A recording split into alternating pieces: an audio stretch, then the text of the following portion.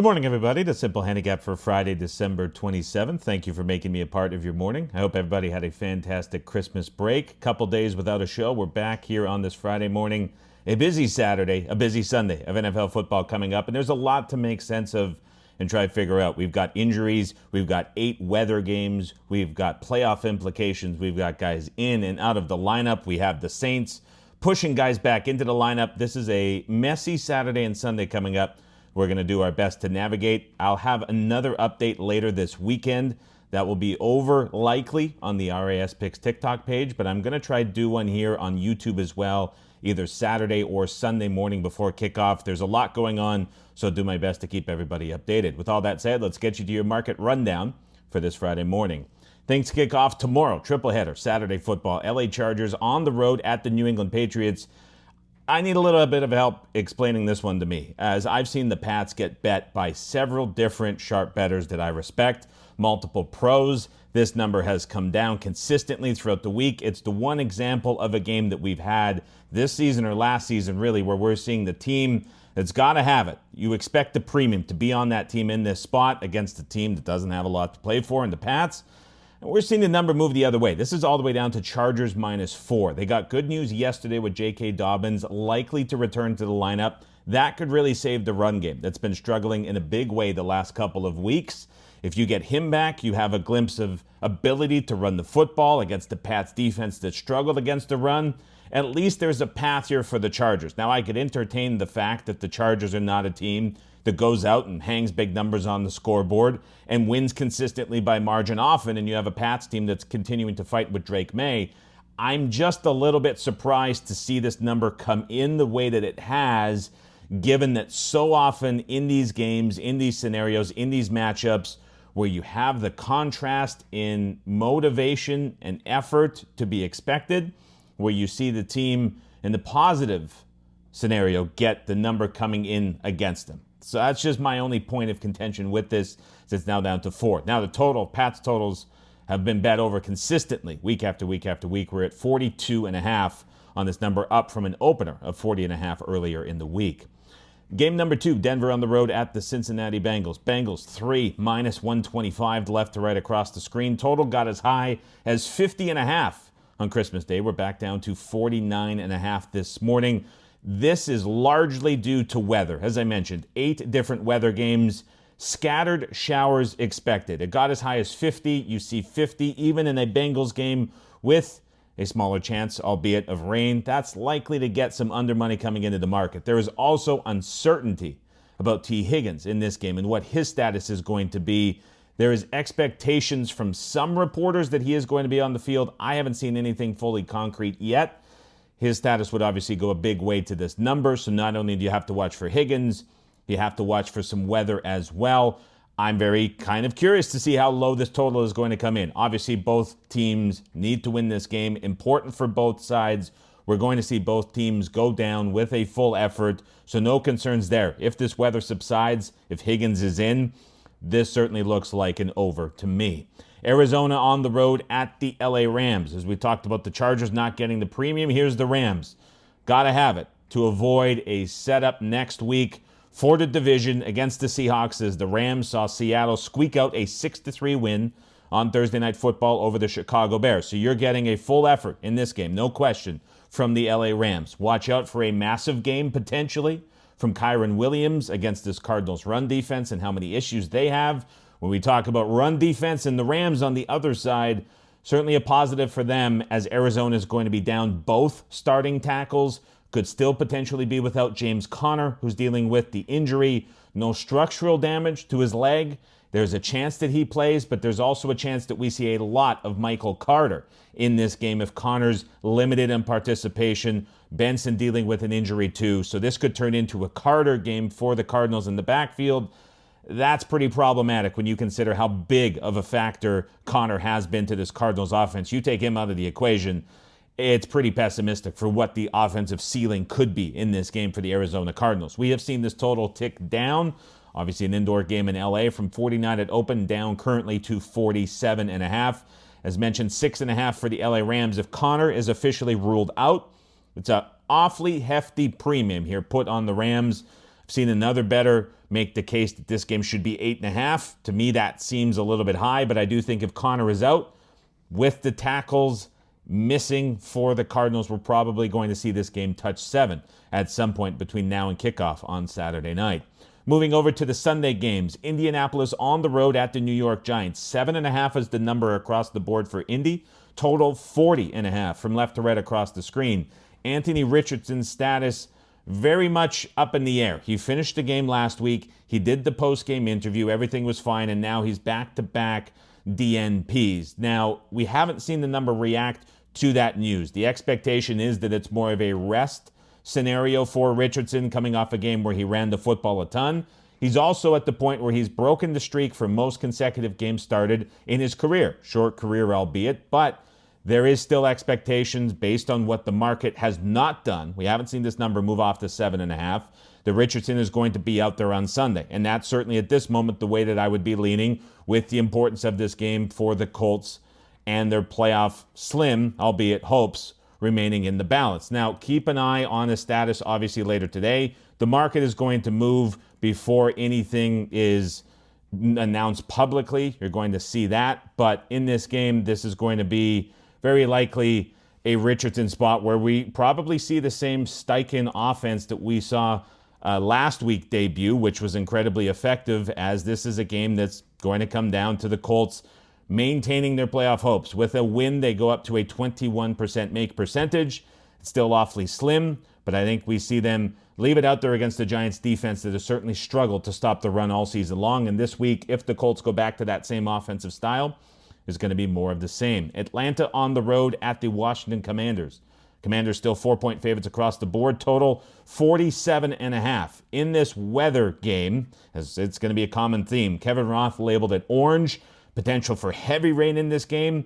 We haven't really seen the total react to that yet, as it was 46 as low as at open. This number got as high as 48, just a half point back, with the weather forecast continuing to look pretty ugly for Washington on Sunday. Marshawn Lattimore will not go for the Washington Commanders. It looks like Drake London is going to be able to go, but with the coverage alignments and how things are breaking down from a matchup perspective, this could be a sneaky spot for Darnell Mooney to take advantage of the passes being thrown his way now by Michael Penix.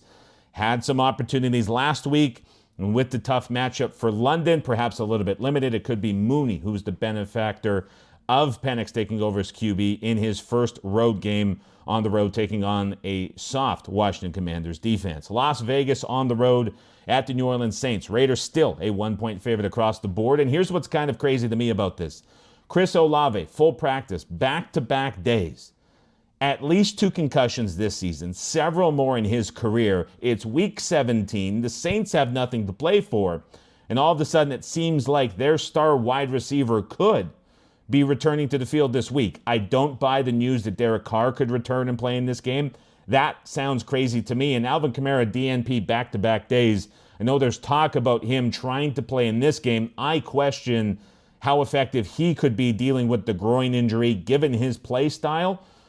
But I tell you, if Chris Olave ends up starting in this game, you think about the Saints embarrassed on Monday Night Football. Darren Rizzi, interim head coach, is not going to be there next year. He's trying to audition to be a head coach next year somewhere. I don't get the impression that the Saints are lying down in their final home game whatsoever. If this is a Olave return spot and you get that added skill position player outside, this is a Raiders team that was celebrating and smoking and drinking in the locker room for beating the Jags at home and costing themselves draft position last week on Sunday. Quite the contrasting viewpoint, perhaps, from both of these coaches coming into this game. But the Saints oddly pushing guys back in this game. Tennessee on the road at the Jacksonville Jags. Pick 'em across the board with a total of 39. There is an outside chance of weather in this game. Scattered showers forecasted for the duration of the game. All prop news and prop notes so far this week have been around Tajay Spears and his impact in this game potentially for the Tennessee Titans. Really don't have much to say on the point spread. I will say this was hovering around 40 for the total a little bit earlier. We're seeing Mason Rudolph add a lot of potential success rate to the Titans offense. We're seeing a lot of talk quietly in pressers about Chigaquankwo getting more involved in the offense. Some of that was game state. Some of that is by design. Some positives around the Titans, and perhaps they take on very high variance role the last couple of weeks. The Jags aren't putting up much of a contest defensively against any opposing offense. And so the fact that this game, perhaps due to that scattered shower talk, has been bet under, maybe a little bit surprising to me. I do wonder if we see some over money come back in between now and kickoff if that weather subsides a little bit, given this Titans offense and the view that it is taking on. New York Jets on the road at the Buffalo Bills. Bills 9-point favorites across the board. Total from 48 down to 46.5. This could trend a little bit lower as this looks ugly on Sunday in Buffalo. Potential for heavy rain, 90% plus for at least the first 2.5 quarters. It is going to start slow. You can expect a very wet game, wet field conditions. This is a Bills offense that had Josh Allen earlier in the week talking about how they're absolutely holding things back and saving plays for the playoffs. It's a Jets offense that had Aaron Rodgers limited and at risk, depending on who you read. I never really bought into that, at missing this game. Now he says that he is good to go, but perhaps not quite 100%. There's been some real money from pros on the Jets so far this week that have taken out the 10.5s and 10s. There was a bit of a spike on his injury news earlier in the week. Devontae Adams, still a double DNP this week. That's kind of been status quo for him a little bit as he's been held back later in the season from practicing. Probably see a difference on that later today. No Sauce Gardner likely on the defensive side for the Jets, which is going to force them from playing a lot of man to shifting into more zone. For the Bills, depending on what they want to do offensively, we saw them fall behind last week against New England. Had to open it up a little bit, but still, in the post-game pressers and during the week, there's talk about this offense holding things back. You wonder between holding things back, perhaps a little bit of a banged-up Jets offense, as well as some weather playing into this, are we going to see the 46.5s trend a little bit lower? Could see that between now and kickoff if this forecast holds and looks as ugly as it might be. Carolina on the road at the Tampa Bay Buccaneers. Scattered showers possible. Similar forecast to what we're going to see in Jacksonville. Not nearly as bad as some of these games in the Northeast. Adam Thielen with a hamstring injury. What was not specified yesterday was the hamstring injury in practice, or was it suffered last game? If it's in practice, his hamstring history is likely to keep him out of this game. That's probably going to be enough to push this Tampa Bay number up a little bit off of the 8 and trend a little bit higher. Obviously, a massive game for the Buccaneers with the Atlanta Falcons and them back and forth in the NFC South for the division lead. The Atlanta game against Washington, even though it's higher in rotation, pushed to Sunday Night Football. So the Buccaneers won't know the result. They're going to be pushing. If you have Adam Thielen absent from this Panthers offense, that's going to be a big blow as he is the key target for Bryce Young under center. Green Bay on the road at the Minnesota Vikings. Pick 'em left to right across the screen. Total 48.5. Christian Watson not spotted at practice yesterday. Some of the post-game film and clips that were shared against the Saints for his time on the field and just how much he opens up for this Packers offense was pretty ridiculous to see. You take him out of the lineup against this Vikings defense, that's a big blow to the Green Bay Packers. We haven't seen much movement, point spread nor total in this game. A little bit of disagreement between 48.5 and 48 on the total, but other than that, not much to look at line movement, side or total in this game. Dallas on the road at the Philadelphia Eagles. We're down to Eagles -7 this morning. Total in this game from 43.5 down to 38.5. CeeDee Lamb shut down for the season. And then the big news is we talked about Sunday evening during the live stream. Jalen Hurts dealing with the concussion. It's concussion number 2 for him this season. First one, not talked about a lot, not officially reported. If you watch that interview he did on SportsCenter, it's tough not to get to the conclusion that this is, in fact, concussion number 2 for him this season. Depending on how you read and view the protocol, his participation so far this week in practice, even with the estimation on Christmas Day for how the Eagles handled practice, will not allow him enough time to clear protocol to play in this game. We've seen an adjustment down for him. I don't think it's fully adjusted down enough yet. Now, the CeeDee Lamb news could offset it. On Sunday night, my expectation was that this would get to 6.5. I think with CeeDee Lamb being shut down and Kenny Pickett also dealing with a rib injury, you get to trying to figure out like how much does one cancel out the other. If this becomes a McKee game, or God forbid, an Ian Book game, who they signed, Eagles wouldn't be signing a quarterback if they were stable up front with one of their two starting or backup options. I think there's some real uncertainty about who's going to start internally for the Eagles.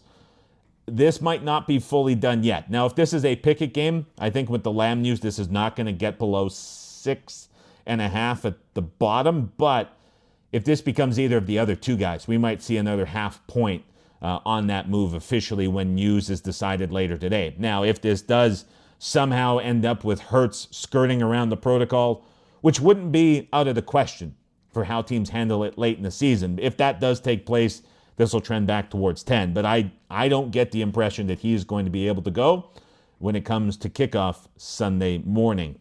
Miami Dolphins on the road at the Cleveland Browns. Miami a 6.5-point favorite, -115 at Chris, -115 at FanDuel. 40 is the total at circa 39.5 everywhere else. This game, weather-wise, really ugly. When you look at the forecast, rain likely, heavy rain forecasted, 95%. Some serious accumulation possible too. That is the only thing that is keeping this total down at 39.5. Second lowest total in the career for Tua and this Dolphins offense. The other one was Black Friday last year against Tim Boyle and the New York Jets. Weather with DTR status, who is likely to start, according to Brown's staff, in this game, is keeping this at 39.5. If that weather does subside, this is absolutely going to move up. And then it's the Detroit Lions on the road at the San Francisco 49ers. 3.5 remains the point spread for the Lions on the road with a total of 50.5. When it comes to the San Francisco 49ers, Trent Williams goes on IR, ending his season. But Nick Bosa, a full participant at practice.